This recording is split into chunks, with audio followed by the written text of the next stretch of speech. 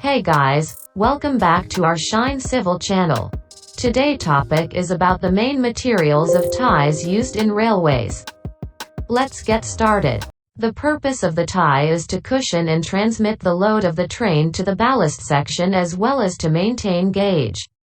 Wood and even steel ties provide resiliency and absorption of some impact through the tie itself. Concrete ties require pads between the rail base and tie to provide a cushioning effect. Ties are typically made of one of four materials: 1. Timber, 2. Concrete, 3. Steel, 4. Alternative materials. 1. Timber ties.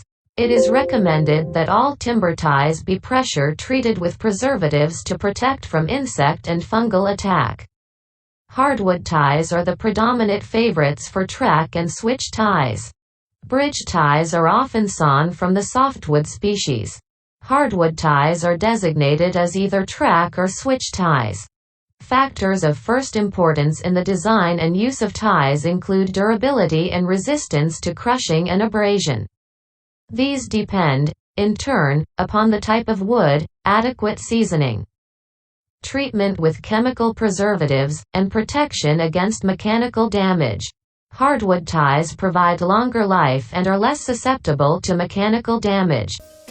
2. Concrete ties.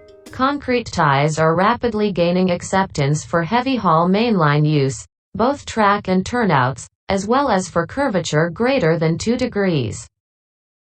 They can be supplied as crossties, that is track ties, or as switch ties. They are made of pre-stressed concrete containing reinforcing steel wires. The concrete crosstie weighs about 600 pounds. The concrete tie utilizes a specialized pad between the base of the rail and the plate to cushion and absorb the load, as well as to better fasten the rail to the tie.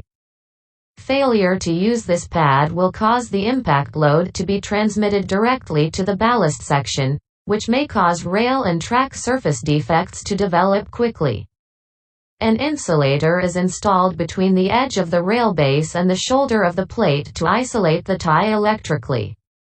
An insulator clip is also placed between the contact point of the elastic fastener used to secure the rail to the tie and the contact point on the base of the rail. 3. Steel ties.